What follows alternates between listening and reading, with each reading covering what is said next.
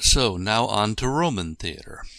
Roman theater was never as important to theater history as Greek theater, except that if it wasn't for the Romans, we would have far less of an idea about Greek theater. The Romans preserved some of the Greek plays.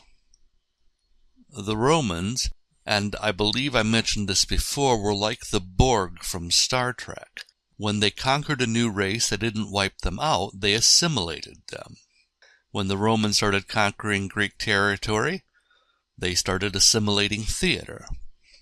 Now, according to legend, the city of Rome was founded in 753 BC. We know that in 509 BC there was a civil war which ended up with the founding of the Roman Republic. The Roman Republic lasted until 27 BC, at which time the Roman Empire began.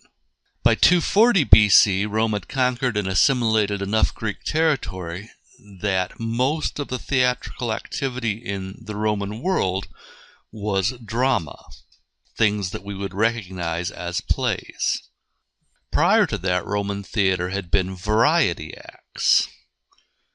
So from 240 BC to right around 27 BC, most theatrical activity in Rome was drama, things we would recognize as plays. Most of this was stolen directly from the Greeks and just adapted for the Romans. As far as theater goes, the Romans in power didn't like the idea of theater because theater can be used as propaganda. Theater was very popular with the masses, and therefore if you sprinkled in messages, you are educating the masses either for or against something. The powerful people in the Roman government were one of the reasons that it took until 75 BC for a permanent theater, really an amphitheater, to be built in what is now considered Italy.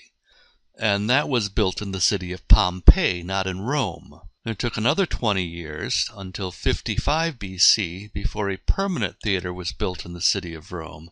And it was shortly after that that drama was pretty much done away with, and theater went back to being variety acts.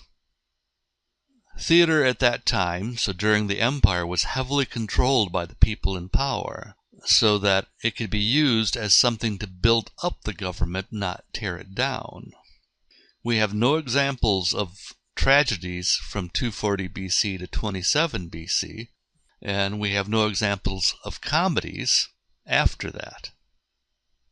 From the beginning of the empire until around 300 or 350 AD, which is during the heyday of the Roman Empire, Roman theater became bloodier and bloodier and made more and more fun of the gods. It was also during this time that Christians became more and more powerful. When the Christians first came on the scene, Roman theater made a lot of fun of them, and the Romans tortured them, persecuted them. This ended up causing actors problems, because when the Christians started getting more power, they did everything they could to stop theater from taking place, including making edicts against Christians going to theater and refusing to allow any actor or performer to be a member of the Christian church. The persecution of the Christians ended when Emperor Constantine put a stop to it and made Christianity legal. And then 70 or so years later, Emperor Theodosius made Christianity the only state religion. The fall of Rome is usually considered 476 AD, although we know that there were theatrical productions in the city of Rome up until at least 553 AD. So while the empire fell, at least a little bit of the civilization continued for a while. Roman theater never achieved that of Greek theater, although the Romans did make a few contributions to world drama. They eliminated the chorus, they separated the plays into acts, and they added musical accompaniment to some of the dialogue. They also added the device of eavesdropping, and oddly, all of the plays in Roman theater took place in the street.